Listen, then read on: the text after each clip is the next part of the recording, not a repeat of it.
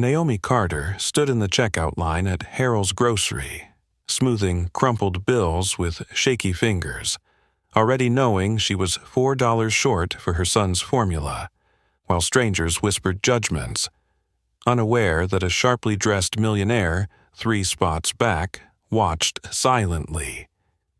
Neither Naomi nor the man behind her realized this humiliating moment. Her counting coins under fluorescent lights would unravel a connection so unlikely and tangled, it would force them both to wonder if some encounters are simply destined. Before we continue, tell me where you're watching from. And if stories like this pull you in, make sure you're subscribed. The harsh buzz of Harold's ceiling lights washed over crowded aisles as Saturday shoppers nudged overloaded carts. Naomi waited in lane 6, gripping a can of infant formula like it was breakable. At 33, she'd learned to keep her face neutral while panic screamed in her chest. Her 3-year-old son, Micah, shifted restlessly on her hip, small fingers tugging at the frayed sleeve of her faded denim jacket.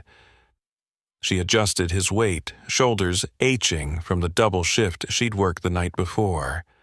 Micah gave a soft, raspy whine, and Naomi bounced him gently, murmuring that everything would be okay.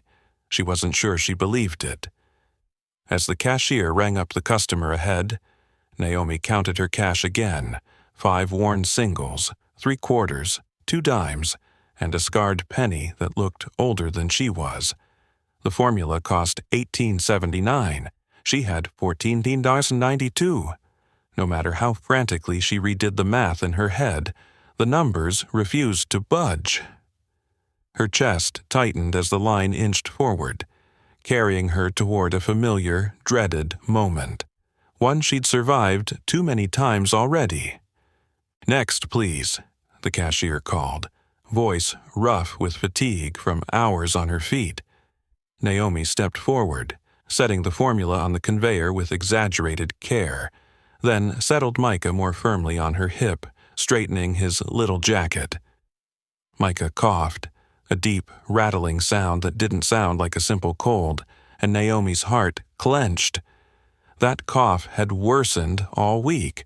The middle-aged cashier, gray hair twisted into a severe bun, scanned the can. The register beeped. $18.79, she said flatly. Naomi swallowed, mouth suddenly dry. She spread her crumpled bills across the counter, lining them up as though neatness might change their value. "I'm sorry," she whispered, barely audible.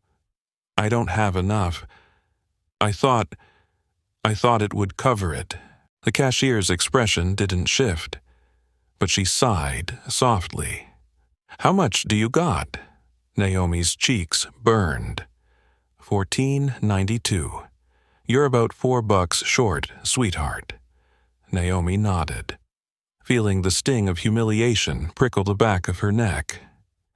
She sensed eyes on her, a hot weight between her shoulder blades, strangers who knew nothing about her but had already decided everything. "It's okay, I'll just put it back," she said, voice shaking, despite her effort to sound composed. Behind her, a woman's voice sliced through the air, sharp and icy. "Some people shouldn't have kids if they can't afford them." Another voice followed, quieter but just as cruel. "That's what happens when you don't plan ahead." Naomi forced herself not to flinch, fingers curling around the can. She stared at the counter, refusing to look at the faces behind those words. Tears would only confirm their assumptions. She'd learned that long ago. Keep your head down, survive the moment. That was her rule. 3 places back in line stood Logan Hayes, a white man in his early 40s, crisp in a charcoal suit that probably cost more than Naomi's monthly rent. His 7-year-old daughter, Sophie, clutched his hand, her stuffed fox squeezed against a pink puffer coat. Logan had been half lost in an email on his phone, until the harsh comment snapped his attention up. He watched Naomi with growing discomfort. The young black woman at the register held herself rigid, shoulders square, hands trembling as she lifted the can. Micah's cough tore the air again. That same hollow sound Logan recognized too well. His late wife had coughed like that near the end. Sophie tugged his sleeve. "Dad, why is that lady sad?" "Shh, bug," he murmured, eyes never leaving the scene. Naomi lifted the formula, ready to return it, when Logan heard himself speak before he could hesitate. "Excuse me, I'll cover the difference." Heads turned, curiosity sharpening the air.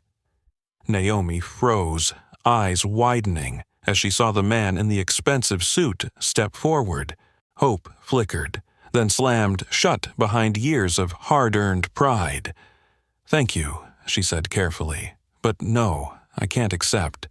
"It's just a few dollars," he answered, already reaching for his wallet. "Please, let me help." Her jaw tightened. She knew exactly what he saw, a charity case, another struggling mother to be rescued for a feel-good story. "I appreciate it," she said, steel creeping into her tone, "but I'll handle it."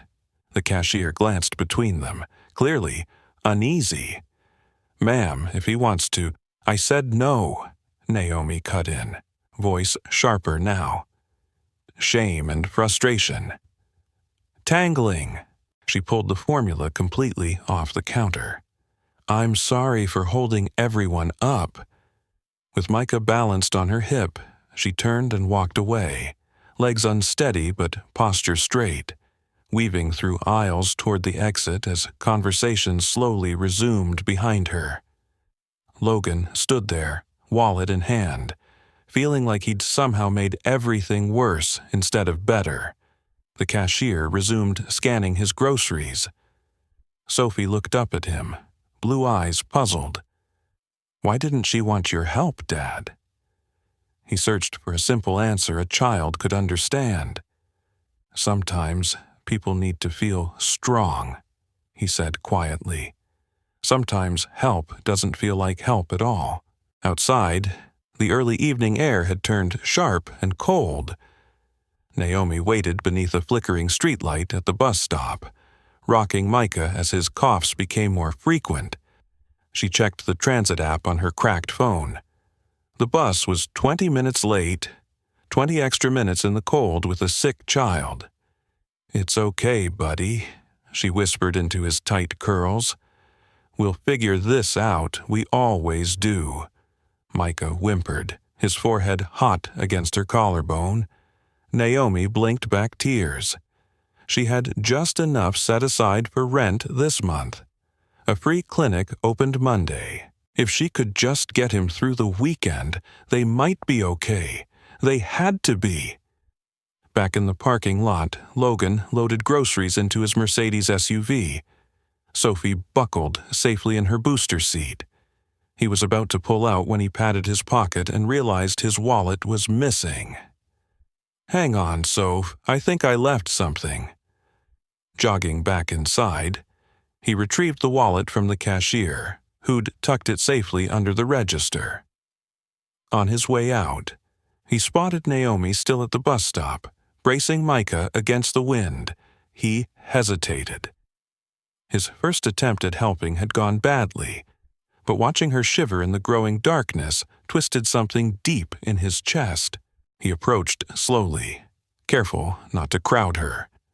"Bus running late?" he asked casually. Naomi looked over, recognition tightening her features into polite distance.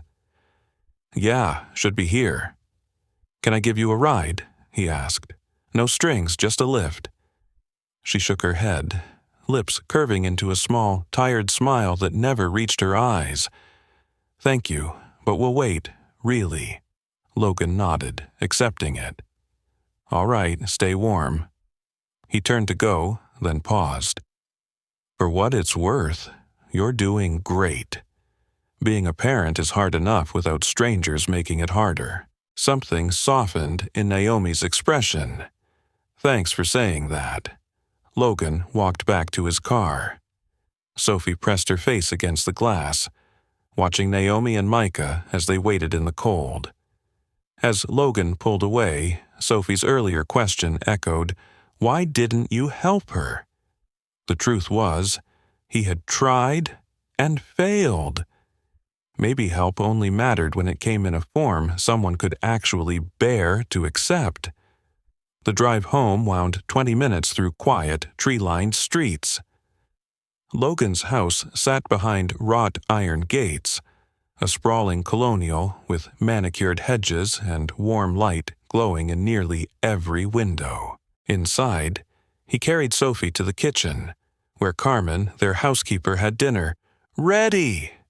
He moved through their nightly routine, dinner, bath time, Sophie's favorite story, yet his mind kept replaying the grocery store, Naomi's shaking hands, the fierce pride in her eyes, Micah's awful cough echoing a sound he'd hoped never to hear again. Later, in his home office, Logan stared out at the glittering city lights.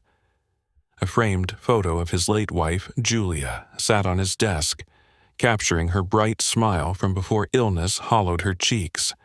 Money hadn't saved her. Nothing had. He'd had every advantage. Specialists, trials, treatments, and still lost her. What was the point of wealth if he couldn't stop suffering with it? Yet Naomi didn't want his money. She wanted something he couldn't easily give, respect without pity, acknowledgement without strings. Across town, Naomi finally reached her third-floor walk-up, paint peeling along the stairwell, the elevator out again. She hauled Micah and her sagging backpack up the stairs, lungs burning, and stepped into their cramped apartment that smelled faintly of bleach and damp plaster. She mixed the last of the formula powder with water, stretching it by adding a little extra. Micah drank greedily, feverish body trembling with occasional coughs. Naomi rocked him in the sagging armchair, one of the few salvageable pieces of furniture they owned. Overhead, water dripped from a spreading brown stain into a plastic bowl, each plunk a reminder of everything she couldn't control. "Just one more night, baby," she whispered. "Get through tonight, and I'll figure something out, I promise." She held Micah until his breathing evened into sleep, though those rattling coughs still punctuated the quiet. Rain began to patter against the windows, then seep through more cracks in the ceiling, adding new drips to the bowl's steady rhythm. Naomi closed her eyes, one hand on her son's back, counting each small breath like a tiny answered prayer. She thought of the man at the store, his clean lines and effortless offer of help, and the distance between their worlds. People like him would never truly understand what it meant to calculate pennies, to choose between utilities and medicine, to wear pride like armor because it was the only thing poverty couldn't strip away. She didn't resent him, not exactly. She just wished he'd understood why she'd had to say no. As the night deepened and rain intensified, Naomi did what she'd done every evening since her husband died overseas before Micah was born. She endured. One breath, one impossible choice. 3 days passed before life pushed them together again. Naomi stretched the formula with borrowed cash, $20 from a neighbor who understood hard times without asking questions. Monday's pale sunlight finally broke through clouds as she headed to her day job. She'd spent 8 months working at Bright Horizons Community Daycare as a cleaner, scrubbing floors before the kids arrived, sanitizing toys, staying late to reset classrooms. The pay wasn't good, but it came with the one benefit she couldn't live without. Childcare for Micah. The director, Ms. Reynolds, had quietly bent the rules, letting Micah attend for free, having seen something familiar in Naomi's strained smile. Naomi was mopping the hallway when excited voices rose from the main playroom, the pitch of staff and children buzzing. She glanced at the posted schedule and felt her stomach dip. Today was the big sponsorship visit. A tech company donating new books, tablets, and money for the worn-down playground. The center had been buzzing about it for weeks. Naomi had forgotten. Between Micah's worsening cough and her night shifts at the elder care home, everything blurred. Running on 3, maybe 4 hours of sleep most days, she kept working, eyes down. Then a familiar male voice drifted from the director's office, making her freeze. "This is a wonderful program," Logan was saying. "My daughter Sophie's been asking for more friends her age, and this place seems perfect." He stood in the doorway, shaking Ms. Reynolds' hand. Every inch the polished executive in a navy suit. Sophie bounced beside him, gaze locked on the colorful play area. Ms. Reynolds glowed with gratitude. "We're incredibly thankful for your company's support, Mr. Hayes. Our kids will benefit so much." Naomi tried to slip down a side hall before he noticed, but Sophie's bright voice rang out. "Dad, look! It's the lady from the store!" Logan's head turned, eyes finding Naomi instantly. Recognition flashed, followed by concern. Naomi's cheeks burned as she tightened her grip on the mop handle. "Hello," Logan said, voice careful and neutral. "Hi," Naomi replied, forcing herself to meet his gaze before looking away. She could feel Ms. Reynolds' curious attention ping-ponging between them. "You two know each other?" the director asked. "We've met," Logan answered smoothly, offering no details. Naomi silently thanked him for that mercy. Sophie had already darted away, drawn to Micah, who was stacking blocks in the toddler corner. "Hi, I'm Sophie. What's your name?" she chirped. Micah glanced up shyly, eyes slightly glassy from his lingering fever. "Micah," he whispered. Sophie thrust her stuffed fox forward. "This is Mr. Foxington. He loves building towers." Despite not feeling well, Micah's face brightened, and soon both kids were giggling. They built crooked structures that collapsed in dramatic crashes, sending them into fits of laughter. Naomi watched from the hallway, heart aching and swelling at once. Micah rarely got to be just a carefree preschooler. Their days were dominated by medicine and worry. "Miss Carter, you can take your break now," Miss Reynolds called. "The morning rush is done and the kids are all set." Naomi nodded, tucking the mop away and heading toward the cramped staff room. Body heavy with fatigue. She'd just poured herself a cup of bitter coffee when Logan stepped into the doorway. Her fist tightened around the paper cup. "I'm not trying to intrude," he said, palms up in a peace offering. "I wanted to apologize for the other day. I didn't mean to make things harder." Naomi sipped the coffee, buying time. "You don't have to apologize. You were kind. I just couldn't accept." Logan nodded. "I get it, more than you know. Those people in line, they were wrong." "Completely," he added. Something in his tone made her really look at him. Past the suit, past the expensive haircut, there was regret there, not pity. That mattered. "You learn to tune people out," she said. "Eventually their opinions become background noise." "You shouldn't have to learn that," he replied. "Maybe, but that's how it is." Their kids' laughter echoed from down the hall. "Your company's doing something good here," Naomi added quietly. "These kids need every break they can get." Logan followed her gaze, watching Sophie and Micah side by side. "They clicked fast," he said. "Sophie doesn't attach to just anyone. Your son must be pretty special." Pride softened Naomi's features. "He is." She shifted, accidentally revealing a bandage on her wrist.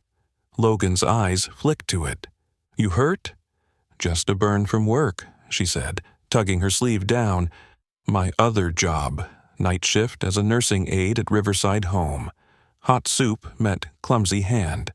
The soup won. You work here days and they're nights? He asked, frowning. I do what I have to, she answered, tone final. His phone buzzed. He glanced at the screen, expression hardening. What do you mean the funds are gone? He snapped quietly into the call. Naomi couldn't hear the rest, but his clenched jaw and curled fist said enough. When he returned, his professional mask was back on, though tension radiated from his shoulders. Problem? She asked before she could stop herself. One of my executives thought company money was a personal playground, he muttered. Funds earmarked for projects like this one. He gestured around. I've got to fix it. But before I go, if you ever need anything, really, ask. Naomi almost laughed at the idea. Asking him for anything. But his anger over stolen charity funds complicated her impression of him. Maybe he actually cared about more than writing big checks and snapping photos for press releases. Actually, she said slowly, there is something. The playground. The swings are busted, have been for months. The kids miss them. If your company could handle that, it'd mean a lot. Logan looked surprised she'd asked for anything at all. Consider it done, he said. I'll send a crew this week. Thank you. He nodded and went to collect Sophie, who complained loudly about leaving her new friend. Their dramatic goodbye, complete with promises to play tomorrow, made both adults smile despite everything. After they left, Naomi returned to her rounds, mind snagging on the unexpected layers of the morning. Logan wasn't what she'd assumed. He didn't ignore her like she was invisible. He listened, really listened. That alone was rare. The week blurred past in its usual haze of exhaustion. On Friday, Naomi almost dropped her rag when she saw Logan's SUV pull up outside, but this time he wasn't dropping Sophie off. He climbed out wearing jeans, a t-shirt, and work boots. He grabbed a toolbox from his trunk and headed straight for the rusted swing set. Miss Reynolds looked as puzzled as Naomi felt. Did he say he was coming to fix them personally? Naomi murmured, watching him test chains and inspect bolts. For 3 hours, Logan worked alone in the chilly air, tightening hardware, replacing chains, sanding rough edges. No staff, no hired crew, just him. Naomi kept finding excuses to pass the window, surprised every time she saw him, still there. By mid-afternoon, the swings were ready. Logan tested each one himself, awkwardly perched while he rocked back and forth to make sure they held real weight. When outdoor time started, kids' delighted shrieks washed over the playground. Naomi stepped outside as he packed up his tools. You didn't have to do that yourself, she said. He wiped sweat from his forehead with his forearm. I know, but sometimes you need to do something with your own hands. Well, thank you. The kids are over the moon. That's the point, he said. How's Micah? He seemed under the weather earlier this week. He's hanging in there. We've got a doctor's appointment next week. Logan nodded, clearly swallowing questions he wanted to ask but respected enough not to voice. Naomi appreciated that restraint more than she could explain. As if summoned, Micah barreled over, hugging her knees. Mama, I flew so high. I saw, she said, ruffling his curls. You were soaring. Logan smiled down at him. You're brave, kiddo. Micah ducked behind Naomi's leg, shy. For a moment, it felt oddly normal. Two parents chatting while their kids played, worlds not so distant. After Logan left, Naomi tried to focus on cleaning, but her body was running on fumes. She'd barely slept in days. During the last classroom wipe-down, The room tilted. 1 second she was upright, the next, her knees buckled. She grabbed a chair to keep from collapsing. Stars danced across her vision, nausea rolling through her. "Naomi," Miss Reynolds called, voice distant. "You okay?" "I'm fine," she lied, just stood up too fast. "When did you last eat?" Naomi searched her foggy memory. "Yesterday morning, maybe?"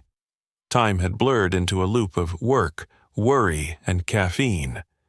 Food always came second to Micah's needs. Miss Reynolds guided her firmly to a chair. "Sit. I'm grabbing juice and crackers." "I can't take the kids' snacks," Naomi protested weakly. "They won't miss a few crackers and a juice box," Miss Reynolds said. "Sit." Naomi obeyed, hating how fragile she felt. If she collapsed at work, she could lose everything. That night, after her shift at Riverside, Naomi trudged home at dawn. Micah slept at Mrs. Alvarez's apartment down the hall, and Naomi had an hour before she needed to collect him and head back to daycare. She collapsed onto her mattress, still in her scrubs, shoes on, and fell asleep instantly, dreams haunted by aisles of unreachable formula, disapproving stares, and Micah's cough echoing down endless corridors. Her alarm yanked her awake. She felt like she hadn't slept at all. Across town, Logan sat in his office after midnight, sleepless. He kept seeing Naomi sway at the daycare, hearing Ms. Reynolds mention her near collapse like it was a small anecdote. It gnawed at him. On impulse, he opened his laptop. He typed Naomi Carter fundraiser into the search bar. Guilt prickling. Was this an invasion? Maybe, but concern pushed him. A page appeared almost instantly. A crowdfunding campaign started 8 months earlier. His heart lurched at the headline. "Help save little Micah Carter." A photo showed Naomi in a hospital chair, cradling a much smaller Micah tangled in wires and monitors. The description explained his rare genetic disorder, the staggering cost of ongoing treatment, and an eventual specialized surgery. The goal was $50,000. The total raised, $867. Logan stared, chest tight. The cough, the fever, Naomi's 2 jobs, her bone-deep exhaustion, it all snapped into place. She wasn't just scraping by, she was trying to keep her child alive. His mind flashed to Julia. Same diagnosis, same terrifying vocabulary, but with every resource at their disposal. And still, he'd lost her. This time was different. Micah's fight wasn't over. Logan actually had the power to change something, if Naomi would let him. But she'd made her boundaries crystal clear. She'd rather break herself in half than accept charity. Pride both impressed and infuriated him. He stared at the donate button a long moment, then closed the laptop. Whatever he did had to be careful. As dawn painted the horizon pink and gold, both Naomi and Logan headed into another day, their lives orbiting the same city. The grocery line had been chance, the daycare coincidence. What came next would be deliberate choice, with consequences. 2 days after finding the fundraiser, Logan sat across from his legal advisor, Marcus Webb, in his glass-walled office. The city skyline glittered behind them, but Logan's attention stayed locked on the numbers printed on Naomi's fundraising page. "I want to help her," Logan said, pen tapping nervously. "Those medical costs are manageable for me, and that kid needs treatment now." Marcus, cautious and silver-haired, folded his hands. "I understand, but unsolicited large gifts can become legal landmines. Charity turns into lawsuits faster than you'd believe, especially with a documented history of declined help." Logan grimaced. "So what, I just do nothing? Let a child suffer because paperwork is scary? I'm saying, proceed carefully, Marcus replied. Document everything. Logan dismissed him with a nod, still frustrated but hearing the warning. Yet Micah's hollow cough and Naomi's hollow eyes wouldn't leave his thoughts. He hadn't been able to save Julia. Maybe helping this family would make that loss mean something. Meanwhile, Naomi's stability crumbled. She came home from Riverside one morning to find a blinding orange notice taped to her apartment door. Eviction, 30 days. Her landlord claimed she was behind, though she knew every payment had been scraped together on time. She snatched the paper down, pulse racing, scanning the hallway to see if anyone had witnessed her. Shame, hands shaking. She unlocked the door. Inside, Micah played with toy cars while Mrs. Alvarez, soft-spoken and kind, sat knitting on the worn couch. "Morning, mija," Mrs. Alvarez said gently. "He's been good, like always." "Thank you," Naomi replied, voice tight. She paid the older woman the $5 they'd agreed on, too little for overnight care, but Mrs. Alvarez never complained. She understood hard luck. After her neighbor left, Naomi slid onto the floor beside Micah. "Hey, champ, you have fun?" He nodded solemnly. "Cars go vroom."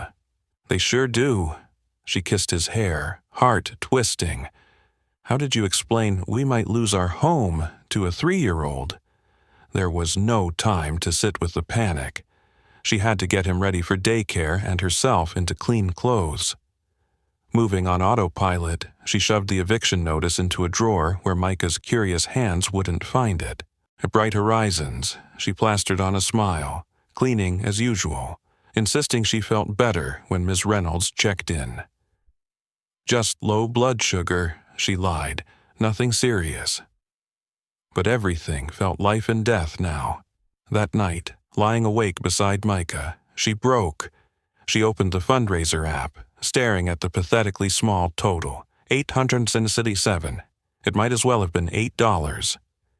With trembling fingers, she typed an update. "Micah's condition is getting worse. We need treatment soon. Any help means everything, God bless." She hit post before doubt could stop her, then immediately felt nauseous. Begging strangers online. Was this what survival looked like now? 3 days later. Logan decided he'd waited long enough. He believed he'd found a clever workaround. He'd donate anonymously through a shell foundation, so Naomi couldn't refuse. The money would simply appear, no direct tie to him. Using one of his small holding companies, he transferred $49,000 to the fundraiser, bringing it just under the target. He felt oddly satisfied when the transaction cleared. Problem handled, he thought.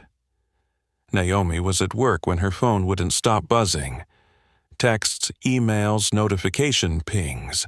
Confused, she checked the fundraising app and felt the world tilt. The total had jumped. A single donor, Clearwater Health Foundation, had given $49,000. Her fingers went numb. This had to be a mistake. Or worse, a scam. She'd heard of fake donations that vanished when you tried to withdraw them. Panic spiked. She called the platform's support line, voice shaking. "Is this real?" "We're reviewing it," the rep said. "Large anonymous contributions can be fraudulent. We've temporarily frozen your account while we verify." "Frozen? But my son needs treatment now." "It's for your protection," the rep insisted. "We'll resolve it as soon as we can." Naomi hung up, mind racing. She Googled Clearwater Health Foundation. Nothing. No website, no address, nothing. A cold suspicion began to form. This wasn't random generosity. It was targeted. Someone with serious money. Someone who knew about Micah. Someone who didn't understand what that kind of donation would trigger. Her thoughts jumped immediately to Logan, the suit, the guilt, the offer to help. Who else could it be? Within an hour, After a tense conversation with a sympathetic contact at the bank where she'd once begged for a loan, she confirmed what she already suspected. The money could be traced back to Hayes Ventures, Logan's company. Fury replaced fear. She left work early, telling Miss Reynolds there was an emergency. Taking the bus downtown, she stepped into a building unlike anything she'd ever entered. Marble floors, glass walls, quiet air that smelled expensive. The security guard moved to stop her. "I need to see Logan Hayes," she said, voice trembling with rage. "Do you have an appointment?" "Tell him Naomi Carter is here," she said. "He'll see me." Something in her eyes persuaded the guard to make a call. Minutes later, Naomi rode a keycard elevator up to the executive floor, anger building with every ding. Logan's office was enormous, overlooking the city. He rose when she stepped inside, surprise flashing across his face. "Naomi, Why would you humiliate me like that?" she demanded, voice sharp. "Do you have any clue what you've done?" "I was trying to help," he said. "By making me look like a scammer," she shot back. The platform froze everything. "My son needs treatment, and now I can't access a cent because you decided to play hero." Logan's face drained of color. "They froze the account?" "Of course they did," she snapped. "You think you can just throw money at problems? You saw me at my lowest and decided I needed saving. I don't need a savior. I need people to see me as a person." Each word hit him like a blow. "I do see you," he said quietly. "That's why I stayed anonymous. So you wouldn't feel, what, obligated, grateful?" Naomi's eyes burned. "You made a decision about my life without asking. You took control from me. You don't get to do that, no matter how big your bank account is." Logan stayed very still, something shifting behind his eyes. "My wife had the same condition Micah has," he said softly. Naomi's anger faltered. "What?" "She died 3 years ago, just before Sophie turned 4, he continued. "We had every resource. Specialists, trials, the best facilities, and it still wasn't enough. I couldn't save her. When I heard Micah cough, I recognized it. I thought, maybe I could do for your son what I couldn't for her. The air between them changed." Naomi's fury didn't vanish, but it tangled with empathy and exhaustion. "I'm sorry about your wife," she said, voice quiet. "Truly, but that doesn't give you the right to decide things for us." "You're right," he said immediately. "I overstepped. I should have talked to you, asked what you wanted." He moved around the desk, keeping a respectful distance. "Let me fix this. I'll call the platform, verify everything, get the account unfrozen." "And then what?" Naomi asked. "I just accept the money and smile?" "No," he said. "Then we put it in writing, not as charity, as a loan, if that feels better. Clear terms, legal paperwork, repayment only if you ever can. Everything above board. Nothing hidden. Your call." Naomi studied him, searching for condescension and finding only sincerity and grief. Her shoulders sagged under the weight of too many sleepless nights and impossible decisions. "Why do you care this much?" she whispered. "You don't know us." "Because I know what helpless feels like," he answered. "I know what it's like to watch someone you love fight a disease that doesn't care how much money you have. I couldn't change that before. Maybe now I can." Silence settled, broken only by the muffled city sounds below. Naomi closed her eyes, pride battling with desperation. When she opened them, her voice was rough. "Fine, make it legal, make it a loan. I want everything in writing, no tricks." "Of course," Logan said, relief flickering across his face. "I'll have my attorneys draft it, Fair terms. You'll review everything." Naomi took a breath. "And one more thing," she added. "Stop trying to save me. If you want to help, treat me like a partner." "Deal," he said, extending his hand. After a long beat, she shook it. Leaving his office, Naomi felt wrung out but oddly lighter. The anger had burned away some of the shame. His confession about Julia had reshaped her understanding of his motives. Maybe he wasn't just a wealthy man chasing redemption through checkbooks. Maybe he was simply another parent who knew loss too well. That didn't excuse the way he'd gone about things, but it made him human instead of a symbol. The next morning, Naomi walked Micah into the children's hospital for a consultation with a specialist whose rates had finally become reachable. Sunlight glanced off her scuffed sneakers, the same pair she'd patched up for 2 years. But her chin was high. Micah clutched her hand, wide-eyed but excited by the colorful murals. Whatever happened next, he was finally getting the care he needed. Logan watched from his car in the parking lot, having followed at a respectful distance to make sure they arrived safely. He didn't approach. She'd set her boundaries, and he'd chosen to honor them. But seeing Micah skip beside Naomi, animated despite everything, gave him something he hadn't felt in years. Hope, not for himself exactly, but for them. Sometimes that was enough. 6 weeks later, Micah's improvement was undeniable. Early treatments were working better than expected, his cough easing, his energy returning. Doctors used careful words like encouraging and responding well. Logan visited occasionally under the guise of checking paperwork, but mostly to witness Micah thriving.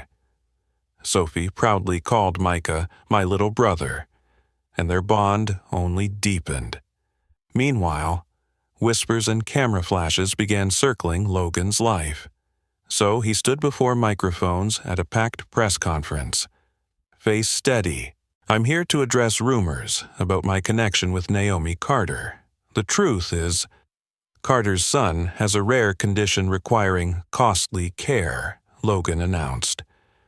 "Through my foundation, we created a medical grant to cover treatment. Our connection is strictly philanthropic and professional. No romance, no scandal, just responsibility." He walked reporters through the grant's terms, displayed signed documents, and took every question calmly. At first, headlines softened. Then the angle twisted. Tragedy and optics. Poor single mother, rich benefactor. Applause for Logan. Pity poured over Naomi. Donations flooded Micah's campaign, tripling the target within days. The internet adored redemption arcs, especially ones with a brave child and a photogenic CEO. Naomi, watching counters climb, felt bitterness. "I asked for respect," she told Logan, "not pity." "I know," he said quietly. "I meant well. Sometimes help lands like a hammer," she replied. That night, an unknown number texted, "You have no idea who you're crossing. Leave him alone, or everything you love vanishes." She stared at the message. Fear crawling. Across the street, a black sedan idled, headlights blinking once before going dark. Someone was out there. Someone wanted her frightened, and it was working. Naomi hugged Micah and stepped away from the window. Whatever this was, it eclipsed tabloid noise. This was engineered intimidation, designed to isolate her, cast doubt, and threaten the one thing she couldn't lose. Fighting shadows felt impossible. How do you confront a nameless enemy? She deleted the text with shaking fingers, as if erasing pixels could erase danger. The car remained, a shape in the sodium glow. "Mama's scared," Micah whispered. She forced a smile. "Nobody, bedtime." She tucked him in, heart pounding. She barely slept. Every hallway footstep jolted her. Every passing engine tightened her chest.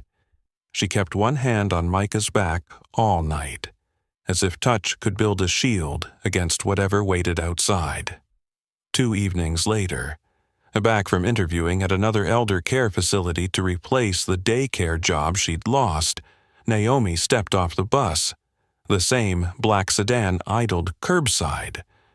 Headlights flashed once, slow, intentional.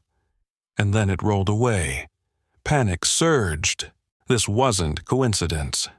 Someone tracked her routes, counted her steps, timed her days. Who and why?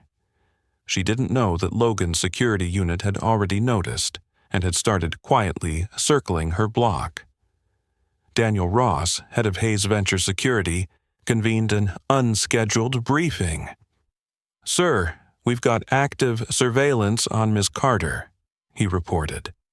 "Competent tail, careful patterns, not random. They know their craft, but not as well as they think." Logan's jaw tightened. "Can we ID?" "Working it," Daniel said. "We're running plates. This level of coordination isn't cheap." "Victoria," Logan answered, the name tasting bitter. "My guess, motive and money. Put people on Naomi's building around the clock." "Copy," Daniel said. "We'll cover entrances, alleys, the bus stop. We'll also sweep for cameras and trackers." Logan stared at the city. Anger banked like coals. Victoria Lane had crossed too many lines. It was time to end this. The next day, Victoria arrived unannounced, breezing past reception as if old privileges still applied. Tailored suit, flawless hair, everything curated. She slid into a chair without invitation. "Logan, darling, your charity project is getting unflattering press." "What do you want, Victoria?" he asked. Voice flat. "To make sure you aren't torpedoing your company," she purred. "The board must be concerned." "The board is satisfied," he said, "and my philanthropy isn't your concern." Her smile sharpened. "Everything about you concerns me. History binds us. We have a past," he corrected, "not a present." She rose, smoothing her skirt. "Be careful. Women like her are strategic. She sees dollar signs. Leave," he said. "I'm protecting you from a mistake," she persisted. "That woman and her sick child, anchors." He stood, voice cold and deadly quiet. "Get out, Victoria, now, or I'll have you escorted." For a beat, malice flashed. "You'll regret this," she hissed. He called Daniel the moment her heels clicked away. "She's escalating. I want everything. Payments, calls, burner phones. Peel it back." "Already in motion," Daniel said. Meanwhile, Naomi's crisis deepened where it hurt most. Micah's health. Complications blindsided them. Early protocols had worked, then something shifted. An unanticipated reaction, urgent and unforgiving. "He needs surgery within 2 weeks," said Dr. Priya Patel, Micah's lead specialist. "Without it, we risk losing ground we fought hard to gain." Naomi gripped the edge of the consult table. $75,000? The number echoed like a door slam. "The fundraiser and loan covered the first phase. I don't have this." Dr. Patel's voice softened. "Take time, explore options, but soon." Options? Another internet plea? Beg Logan for more? Drowning in obligation? Watch her child deteriorate? That evening, Naomi stepped into Miller's Pawn. Fluorescent lights. Buzzing! She set a velvet box on the glass, heart cracking like ice. Her wedding ring. Michael's grandmother's diamond on a thin gold band, the last piece of him she could hold. Selling it felt like erasing a page of their story. The pawnbroker, heavyset, pragmatic, peered through his loupe. "Best I can do is $1,200, he said. "It's worth more," Naomi whispered. "To you, sure, this is market. $1,200 wouldn't touch surgery costs, but it would float rent and groceries. Buy breathing room. "I'll take it," she said. She left with cash and an ace she couldn't swallow. Michael would have told her to choose life every time. Knowing didn't dull the pain. A block away, a photographer lifted a camera, angling for the cruelest shot. He was freelance, hired to shadow Naomi. An easy paycheck, he told himself. He framed her tears and the pawn ticket, thirsty for narrative. Daniel stepped into his line. Steady as a wall. "Hand over the camera," Daniel said. The paparazzo scoffed. Public sidewalk. 2 more security agents flanked him. The bravado flickered. "This is harassment." "No," Daniel said evenly. "This is your last warning. Delete every file and walk. And tell your employer someone's watching the watchers." Reluctantly, the man scrubbed his card and backed off. Still, he texted a number saved as V. "They've got protection on her," then disappeared into traffic. By morning, tabloids detonated with lies. "CEO's mistress pawns his gifts," screamed one headline. They claimed Naomi liquidated Logan's jewelry, spinning her into a caricature, conniving, grasping, disposable. None of it was true, but truth seldom weighed as much as spectacle. Logan saw it before breakfast and burned. He grabbed his coat. "Clear my calendar," he told his assistant. 20 minutes later, he strode into Victoria's sleek office tower. Security recognized him. Old access still echoed. He didn't wait to be announced. He slammed the paper onto her glass desk. "You crossed the line," he said, voice quiet and lethal. "It ends today." Victoria glanced at the headline. "Unfazed." "I don't control the press." "You pay the pipeline," he replied. "We have the photographer. We know about the CPS call. We have bank transfers, masked through shells, routed to burners. Phone logs tying you to that tabloid editor. Emails outlining angles. Shall I keep going?" For the first time, her certainty trembled. "You're bluffing." "Test me," he said. "I will bury you with civil suits and referrals to prosecutors. Stalking, harassment, defamation, false reporting. You will spend years explaining yourself to judges." She stood, veneer cracking. "You're choosing her over me. She's never asked me for anything," he said. "You've tried to control me for 3 years. We're finished. Touch Naomi or Micah again, and I'll end your career." He left, adrenaline buzzing. Outside, he called legal. "File everything." By nightfall, Victoria Lane received formal notice. Defamation, harassment, conspiracy around a false CPS report. The case packet was thick. Financials, timestamps, affidavits. Legal storms moved slowly, but thunderheads had gathered overhead.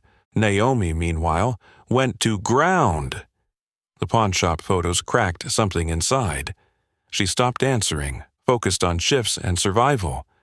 The hospital's deadline marched closer. She worked, saved pennies, and came home too tired to cry. Sophie noticed Micah's absence at Bright Horizons immediately. "Where's Micah?" she asked Logan every morning. "When's he coming back?" Each question pinched. "Soon," Logan promised. "He's taking a break." "He's my little brother," she said fiercely. The phrase sparked an idea. "Want to draw him something?" he asked. "A picture to make him brave?" Sophie lit up. "Yes." That afternoon, she drew 2 families holding hands, labeled carefully, Dad, me, Micah, Micah's mom. On top were the same, I love you.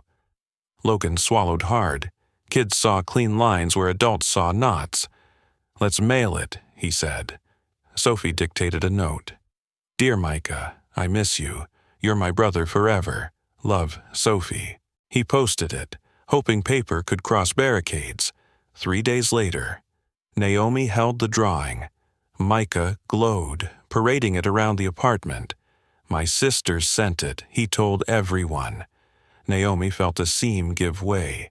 Fear softening, pride loosening. Kindness working where arguments failed. She dialed Logan. He answered instantly.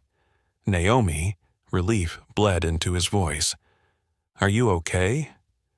"Not really," she admitted. "But Sophie's drawing, thank you." "Her idea," he said. "She misses him. He misses her too." Naomi inhaled. "Logan, I need to tell you something. Micah needs emergency surgery. $75,000. I tried to cover it alone. I even sold my wedding ring. It's not enough."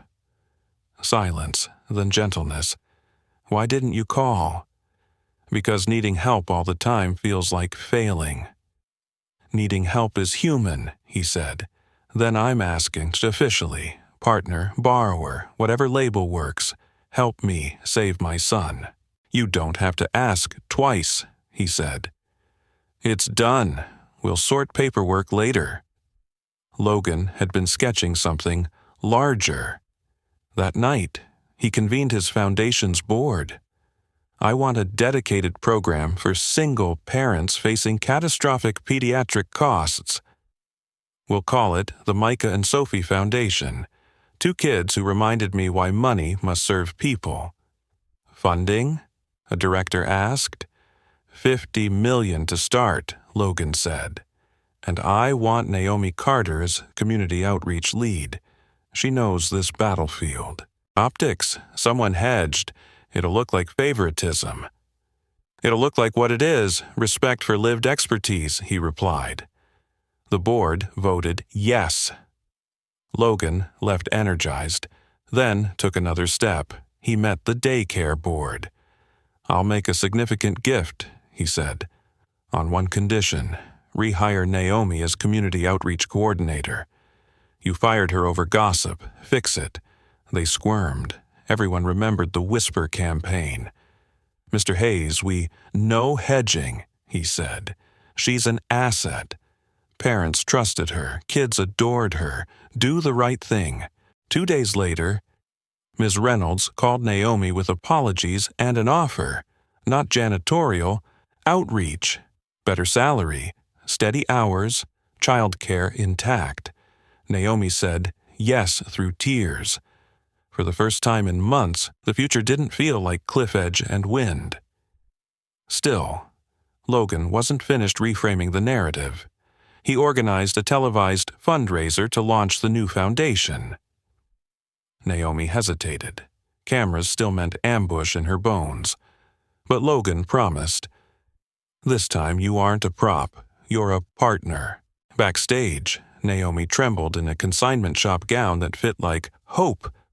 "You look strong," Logan said. "I feel terrified," she admitted. "Courage isn't the absence of fear," he answered.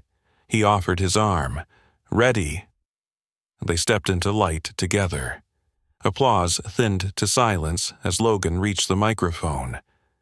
"We're launching a fund for families facing medical nightmares," he said. "But this began with a woman who taught me that dignity matters more than dollars." He gestured to Naomi. "She didn't ask for rescue. She demanded respect." "I've measured success in revenue and stock charts," he continued. "She taught me that real wealth is courage, the grit to ask for help and the grace to give it." He turned to her. "Naomi, I'm honored to stand beside you." The room erupted. Naomi felt something lift, the old weight of shame loosening like a knot untied. She hadn't planned to speak, but a voice rose in her chest anyway. She stepped forward, hands steadying at the podium. "Thank you for seeing me," she said simply. "That's what everybody wants, to be seen as people, not problems." The clip went viral within hours. Respect Naomi. Trend lines spiraled upward, not with pity this time, but recognition. Donations poured into the foundation from parents, nurses, neighbors, People who understood impossible arithmetic between rent and medicine. Behind the scenes, Logan's lawyers tightened nets around Victoria, digging unearthed older crimes she'd hoped remained buried. They found embezzled research grants, funds siphoned from medical nonprofits, including a hospital connected to Micah's care, paper trails, altered entries, offshore hops, stretched nearly a decade. The evidence sang in one clear, ugly key. Logan scheduled a private meeting. Victoria arrived with counsel, defiant but tight around the eyes. "You could have helped," he said, sliding files across. "This was meant for children like Micah. You stole it. Choose restitution or ruin." "You can't prove—" "We already did," he said. "Turn it back, confess. Face consequences like an adult. Or I deliver this to prosecutors and the press simultaneously." Her stare curdled. "I loved you." "You loved leverage," he replied. 2 days later, police cuffed Victoria Lane. Charges stacked: embezzlement, fraud, harassment. Cameras devoured the perp walk she'd once used to orchestrate others' humiliation. Courts would take years, but accountability had finally found her door. In the hospital lounge where Micah recovered post-surgery, Naomi watched the news, feelings mixed: relief, sorrow, clarity. Logan hadn't wielded power to control her. He'd used it to protect. That difference mattered, the line between domination and solidarity.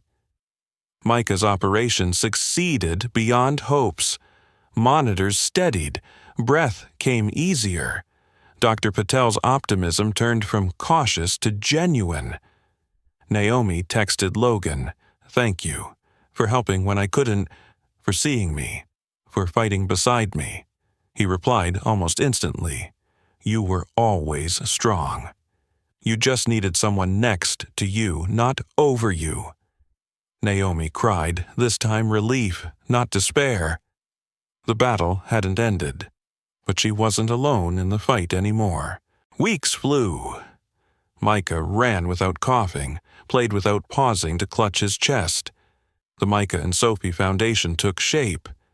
Naomi discovered her voice, advocacy threaded with lived experience, sharper than any white paper or panel statistic. She understood the trade-offs, choosing between insulin and rent, transit passes and antibiotics, because she'd carried them. One afternoon, sorting mail in her new 2-bedroom, safe and clean, she found an envelope with a familiar military unit designation. Addressed to Logan, misdelivered to her building, the number off by 1. She knew she should forward it unopened, but curiosity pushed. Inside, a thank you letter for supporting the Fallen Soldiers Family Fund with a recipient list attached. Midway down, Naomi froze at her own name. Naomi Carter, widow of Sergeant Michael Carter, $5,000 grant for housing and prenatal care 5 years earlier. She remembered the lifeline that had arrived anonymously when fear filled every corner. She'd assumed it was standard survivor benefits. It wasn't.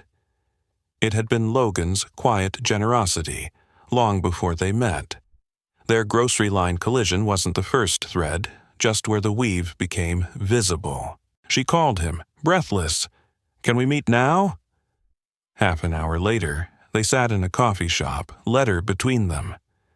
Logan read shock, then wonder moving across his face. "I had no idea," he said. "Donations stay anonymous by design." "You helped me before you knew me," Naomi whispered. "You kept me and Micah afloat when everything collapsed." Logan's hands trembled. "I give to many funds. I never see recipient names. This feels like providence." They sat quiet, humbled by the strange geometry, lines crossing years, looping loss into meaning.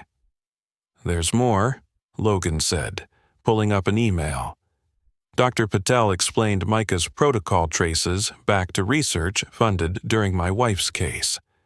When Julia was dying, I threw everything at the science.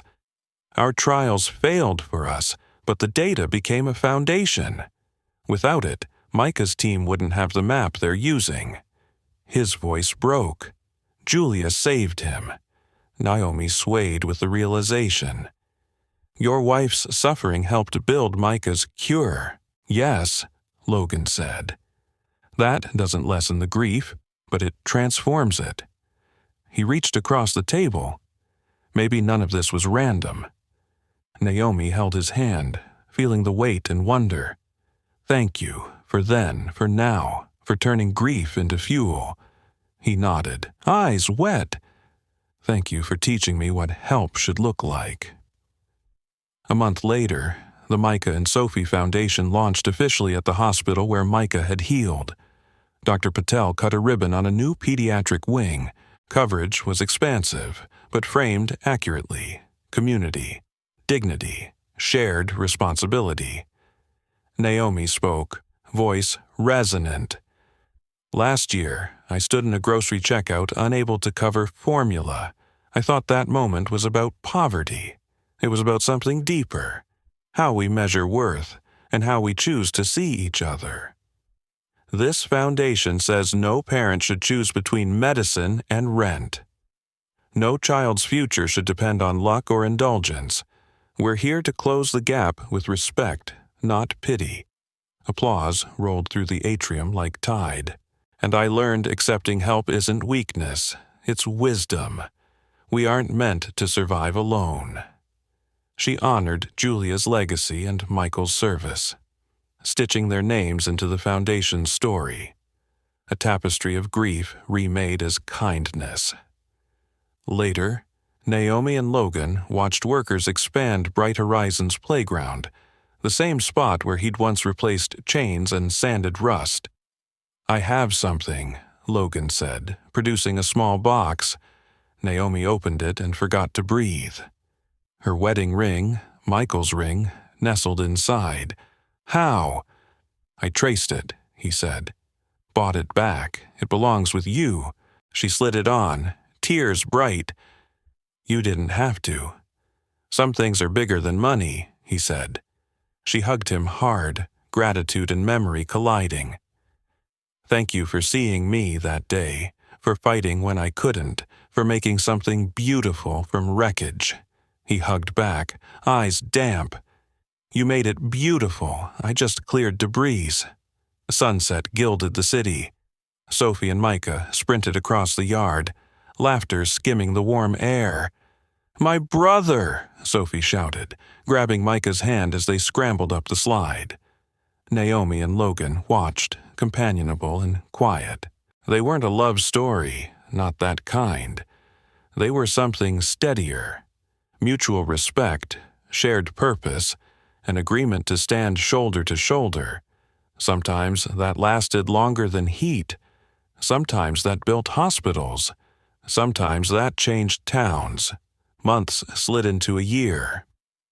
The foundation assisted hundreds of families, expanded into 4 cities, and seeded copycat efforts nationwide. Naomi's outreach teams grew under her leadership. Her name began appearing on policy panels and in op-eds. One evening, Logan called. There's a gala next month, Women Who Inspire Change. They want to honor you. Will you come? Naomi hesitated. Chandeliers and flashbulbs still felt dangerous. I'm not sure I belong. You already do, he said. So she stood backstage again. Navy gown borrowed from the same consignment rack, hands trembling. Logan introduced her. Tonight, we honor someone who reminded me that courage is getting up to fight when the world stacks the deck. Naomi Carter lost her husband to war, nearly lost her son to illness, and met cruelty with dignity. She didn't want rescue, she wanted respect. She taught us what resilience actually looks like. Applause surged. Naomi walked into light. A year ago, I'd have run, she admitted at the microphone.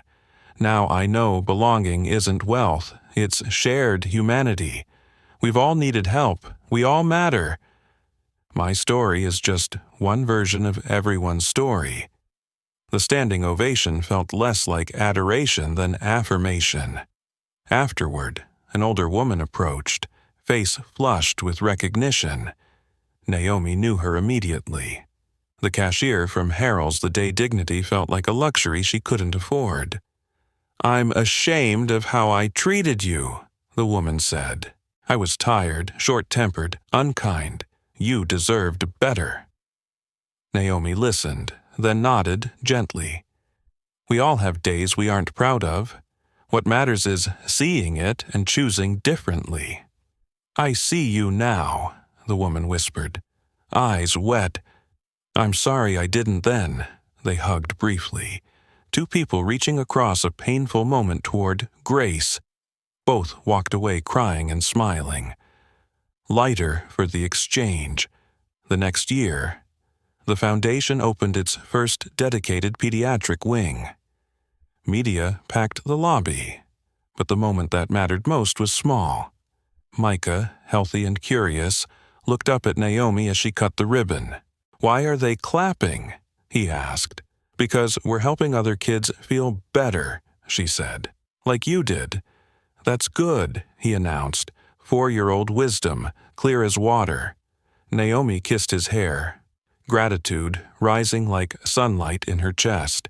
After speeches and photos, Micah bolted towards Sophie, who'd fidgeted through boring adult stuff. The kids resumed their elaborate pretend game with heroic doctors, brave astronauts, and a suspiciously familiar playground slide. Logan approached with a small, wrapped gift. "From Micah," he said, smiling. Inside, a crayon drawing of a formula can with a heart, labeled carefully. "So you don't forget where we began." Naomi laughed through tears. "He remembers the store." Sophie told him the legend, Logan said. "It's canon now, their origin story, milk, and a line that wasn't the end." "Are we friends?" Naomi asked. "I think we're family," he answered. "Not traditional, but real. Forged in crisis, tempered by choice, held by purpose. Over 18 months, they'd built something difficult and durable. No replacements for people they'd lost, just a new kind of belonging." As the day faded, Logan walked Naomi and Micah to their car. "When I saw you in that checkout," he said softly, "I thought I was supposed to save you. Turns out, you saved me. You showed me what money is for. You gave me back purpose." Naomi smiled. "We saved each other. That's what happens when we're seen as people, not problems." They waved goodbye, no fanfare, just quiet understanding. 5 years later, Harold's grocery renovated. A bronze plaque appeared beside Lane 6, in memory of where kindness began. Micah and Sophie Foundation, established 2024, serving families, honoring dignity, celebrating humanity. The store launched an anonymous pay program. Cashiers could quietly tag an order. Paid forward. No speeches, no spotlights. One afternoon, a young mom came up short for formula. "Don't worry," the cashier said gently. "Someone already covered it." "Who?" "That's not the point." The cashier smiled. "Let it give you hope, then pass it on when you can." She walked out with formula and tears, unaware of the chain she'd joined, link after link, all the way back to another mother under merciless lights. Years unfurled. Micah grew into a compassionate teen who talked about medicine and fairness. Sophie found her voice in advocacy, using privilege like a lever. They were siblings in everything except blood, and maybe that too in some mysterious way. Naomi became a national voice for pediatric access, consulting with hospitals and legislators without letting bureaucracy flatten real people into charts. Logan expanded his philanthropy, building coalitions instead of monuments, measuring success in relieved breaths, not headlines. Sometimes, late at night, Naomi unfolded Micah's old drawing, the milk can with the heart, and remembered that checkout line she'd once mistaken for an ending. It had been a threshold. On the other side, a movement. One winter, the foundation passed the 1,000 families mark. An anchor on the evening news tried to summarize the impact. Logan deflected credit. "It's never one person," he said. "It's a community choosing to see and to act." A mother from Ohio hugged Naomi at a clinic opening. "I was you," she whispered, counting coins, choosing between gas and antibiotics. "This program caught us. Thank you for letting me keep my dignity." Naomi squeezed her hand. Awards came and went. Buildings gained names. Spreadsheets filled with outcomes. The heartbeat of it all remained intimate and ordinary. Volunteers brewing coffee in waiting rooms. Social workers unraveling billing nightmares. A nurse kneeling to tie a child's shoe. When skeptics demanded proof that kindness mattered, Naomi pointed to the data and then to the faces. "We track metrics," she'd say. "But the story is simpler. Fewer funerals, more birthdays. That's what success looks like." On a spring afternoon, Naomi and Logan toured a clinic construction site. "Remember when I thought help meant writing bigger checks?" he asked. "You taught me to ask who holds the pen." Naomi grinned. "Preferably the person closest to the need." They'd learned to build with, not for, communities. Decision tables had new chairs, parents, nurses, translators, bus drivers, cafeteria staff. The best solutions were always local, specific, and sometimes came with a crock-pot recipe attached. A journalist once pressed Naomi, "What changed your life more, money or respect?" She answered without hesitation. "Respect. Money paid bills. Respect restored my voice." The quote lived on coffee mugs and conference slides, but she meant it every time. Eventually, Victoria's trials ended. Verdicts fell like doors closing. Guilty on multiple counts. She faced prison, restitution, and public apology. Naomi felt complicated relief, justice without triumph. "I don't celebrate cages," she said. "I celebrate boundaries finally holding." Micah and Sophie visited the pediatric wing to deliver storybooks. A little boy asked Sophie, "Are you famous?" She laughed. "Only to him," she said, pointing at Micah, who rolled his eyes and grinned. Fame wasn't the point. Friendship was. On the foundation's anniversary, former grantees sent postcards. First day of kindergarten photos. Cast-off inhalers collected in a shoebox, a signed soccer ball smudged with dirt and joy. Nothing measured impact like a grass-stained victory. Whoop! Naomi kept a bulletin board above her desk. A collage of small survivals. Appointment stickers. Thank you scribbles. A cafeteria menu circled around banana pudding. People teased her about the pudding. That day, she'd say, a mom finally ate lunch. One morning, a storm knocked out power at a clinic. Staff formed a human chain to move kids' equipment safely. Logan arrived with generators. Naomi arrived with blankets and cocoa. Different tools, same mission, keep fear small. A policy win finally capped out-of-pocket pediatric costs statewide. Reporters asked who deserved credit. The parents, Naomi said. They wouldn't stop telling the truth. Logan nodded beside her, happy to be one voice among many. "Do you ever miss the person you were before?" Logan asked once. Naomi thought about the woman in the checkout line. Exhausted, furious, unbowed. "I carry her," she said. "She keeps me honest. She reminds me what matters." On a quiet evening, Logan admitted something he'd never said aloud. There was a long time I thought my life ended with Julia. Turns out it transformed. That's her legacy, not death, direction. Naomi squeezed his shoulder. We all carry our dead differently, she said softly. You've learned to build with yours. He smiled, the kind that moved slowly. You helped me learn. We helped each other, she said. Truth balanced like a bridge. 5 summers later, Harold's plaque had fingerprints from people who touched it like a charm. Some days, flowers appeared beneath it, no card attached. Other days, a stranger quietly paid a stranger's balance, and no one said a word. A documentary crew asked Naomi for a final line. She looked into the lens.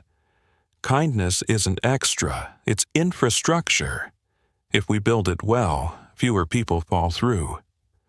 Later, she and Logan watched the premiere, tissues handy.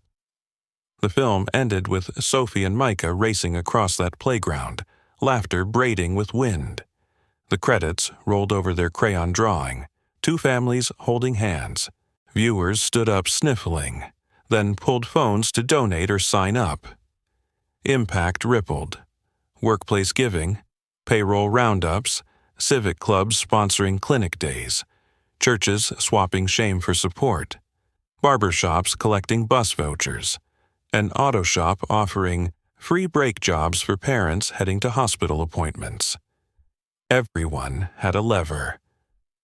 On an ordinary Tuesday, Naomi ducked into Harold's for milk. Lane 6 was open. The cashier recognized her and nodded. Good to see you. You too, Naomi said. Ordinary moments felt like miracles when you remembered the before. At checkout, a teen behind Naomi nervously counted wrinkled bills, came up short, cheeks flaming. Naomi tapped the counter gently. Add it to mine, she told the cashier. The kid blinked. Why? Because someone did it for me, she said. Outside, Naomi texted Logan, just paid it forward. He replied with a heart and a bad milk pun. She snorted in the parking lot, shook her head, and tucked the phone away, smiling. Humor, like kindness, carried weight. A few weeks later, Naomi testified at a hearing about the hospital billing transparency. We don't need perfect systems, she said. We need navigable ones. Committee members leaned forward, pens stilled. Lived experience had a gravity that charts couldn't imitate. During Q&A, a lawmaker asked what kept her going. People, she answered. A mom who packed a go bag for 3 months because surprise bills scared her more than seizures. We can do better than that. Silence, then applause. On the foundation's 5th birthday, staff threw a potluck. Carmen brought empanadas. Miss Reynolds, now board chair, brought a sheet cake with lopsided lettering. Daniel showed up, out of uniform, still scanning exits out of habit. Plate piled high. They told origin stories, each remembering different details. The line, the ring, the drawing, the pawn shop, the press conference. Naomi raised a paper cup. To building longer tables, not taller fences. Cups clinked, someone yelled. To banana pudding! Near midnight, Naomi stood alone under string lights, listening to the hum of dishwashers and laughter. Logan joined her with a trash bag. Glamorous, he joked. She grinned. Impact rarely is. They cleaned in comfortable silence. Before leaving, Naomi paused at a bulletin board pinned with fresh postcards. In thick preschool letters, one read, "Thank you for making my mom smile again." Naomi touched the edge gently, eyes stinging. That's the metric, she whispered. The story that began under fluorescent checkout lights didn't end with a gala or a wing or a plaque. It kept unfolding in ordinary rooms where respect rearranged outcomes and help landed like solidarity, not shame. So when someone extends a hand in your darkest hour, is refusing strength, or another kind of suffering. If this moved you, tap like and subscribe for more true stories about dignity, resilience, and the unexpected ways lives intertwine. Lesson 1. Dignity matters as much as dollars. If you've lived long enough to watch the price of milk climb from pocket change to several dollars a gallon, you know what it feels like to count every bill at the checkout line. Many older Americans have stood where Naomi stood, palms sweating, heart pounding, wondering if the money in their wallet would stretch far enough. Some of you remember doing that while raising children in a small apartment, or after a layoff when you were too old to be hired easily but too young to retire. Her story reminds us that poverty is not a character flaw, it is a circumstance. Under those bright grocery lights, what hurt Naomi most was not the missing $4, but the sharp whispers behind her and the way people looked through her as if she were less than human. For those of us on fixed incomes, depending on Social Security or a modest pension, the fear of not having enough is all too familiar. The lesson is simple and deep. In every season of life, dignity matters as much as dollars. We may need help at times, but we still deserve a straight look in the eye, a calm tone, and the quiet respect we spent a lifetime earning. And when we see someone else struggling, we can remember how it feels and choose gentleness instead of judgment. Lesson 2. Real help is partnership, not pity. As we grow older, we learn the difference between someone who does a good deed for the photo and someone who shows up to roll up their sleeves. Logan started out like many well-off people do, thinking he could fix everything with his checkbook. But when he tried to cover Naomi's bill without understanding her pride, his help felt like a spotlight she never asked for. Many of you know that feeling. Maybe you were the one quietly slipping a casserole onto a neighbor's porch, or the widow in church who hated being pointed out from the pulpit. Naomi's firm no taught Logan a lesson many of us learned the hard way. The right kind of help asks, listens, and works with you. As elders, we also know how humbling it can be to accept help with groceries, rides, or medical decisions. It feels different when the person offering help says, "What works for you?" instead of, "Here's what you should do." When Logan showed up at the daycare in blue jeans and work boots to fix the swings himself, when he put their agreement in writing and called it a loan instead of charity, he moved from pity to partnership. For older folks, that rings true. We don't want to be anyone's project. We want someone walking beside us, not standing above us, and we can offer that same kind of thoughtful help to others. Lesson 3. Small moments can shape the legacy we leave. If you are in your late 60s or 70s, you probably measure life less by big headlines and more by the quiet choices that added up over decades. Raising children, staying married through hard seasons, helping a neighbor without keeping score. Naomi and Logan's story shows how one small, humiliating moment at a grocery store can ripple outward into something larger than anyone imagined. A refused $4 offer turned into a medical fund, then into a foundation, bearing the names of 2 children who played on a mended swing set. Older Americans understand legacy. We sit at kitchen tables and wonder what we're handing down besides knickknacks and photo albums. This story says that every time we choose respect over judgment, partnership over pride, and courage over silence, we help build a world where fewer parents stand at the register in fear. We may not all have millions to give, but we can offer a listening ear, a kind word, a ride to the doctor, or a quiet "I see you" to someone struggling. Those gestures may feel small in the moment, but they can change the course of a family's history. In the end, the greatest inheritance we leave to our children and grandchildren may not be money at all, but the habit of seeing every person, rich or poor, as worthy of help that honors their dignity. Friends, after hearing Naomi and Logan's story, I'd love to hear from you. Have you ever been in a season where you had to choose between keeping your pride and accepting help you really needed? How did you handle it? And what do you wish the people around you had understood about your situation? Share your experience or your advice in the comments so others can learn from your journey. And if you'd like more real, heart-deep stories about dignity, resilience, and everyday kindness, please like this video, subscribe to the channel, and stay with us